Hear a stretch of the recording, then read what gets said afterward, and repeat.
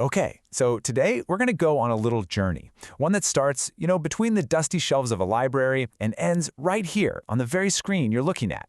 It's the story of how we learn to find information and how that skill has been completely rewritten over the years. You know that feeling, right? Whether you've been standing in the middle of a gigantic library, totally lost, or you're just staring at a search engine that spit back a billion results, it's that feeling of being completely overwhelmed by a sea of knowledge. Well, for the longest time, that was the central problem. Libraries were these incredible treasure chests, just packed with human knowledge. But study after study kept showing the same thing. Most people, even brilliant scientists, had no clue how to actually use them effectively. And this quote right here, it just hits the nail on the head. Finding your way around a library wasn't something you could just figure out. It wasn't intuitive. It was a real skill that you had to be taught. You couldn't just absorb it by walking in the door. So to fix this, libraries came up with a formal system, a new field, really, that was designed to give people the key to that treasure chest. And it was called user education. What's so fascinating is how well thought out this whole idea was from the start.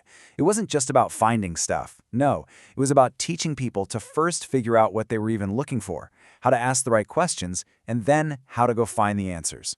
And they basically broke user education down into two simple parts. Think of it like you're visiting a new city.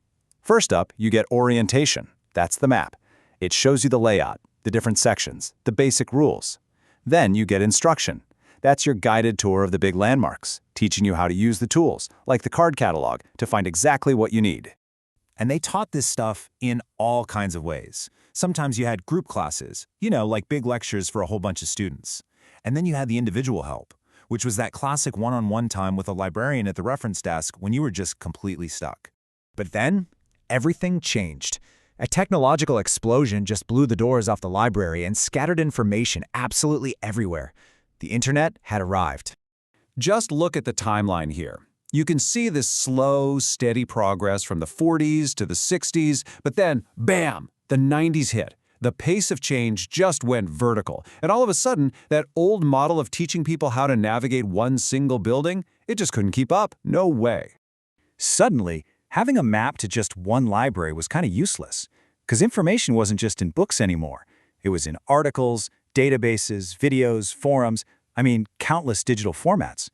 And unlike a library where all the books are curated and checked, the internet had no gatekeeper. How could you possibly tell what was real and what wasn't?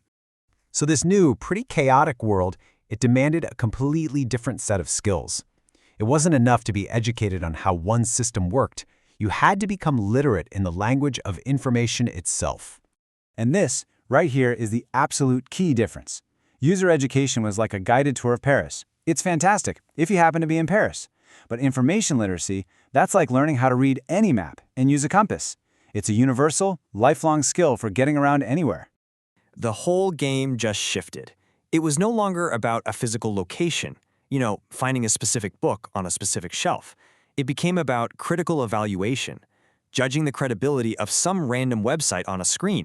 So why does all this matter to you? Well, in a world that is just drowning in data, misinformation, and content that's fed to us by algorithms, information literacy isn't just some academic skill. It is your modern superpower. It's what gives you clarity. And without it, we're all vulnerable to being misled, and we can't make good decisions about our lives, our work, or our world. So what does this superpower actually look like? Well, it's pretty much a four-step process. First, you define your quest. What do I actually need to know? Then you find your clues. Where can I look for this? Third, and this is probably the most critical step today, you vet your sources. Is this real? Can I trust it?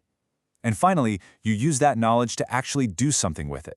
When you boil it all down, it really comes to this one thing. The single most important skill for navigating the modern world is this ability to find, evaluate, and then use information. It's the one skill that separates real clarity from all the noise out there. And that leaves us with a fascinating, and let's be honest, a pretty urgent question. In a world where AI is generating articles, images, and data, what's the next evolution of this skill? How do we evaluate information when the author isn't even human?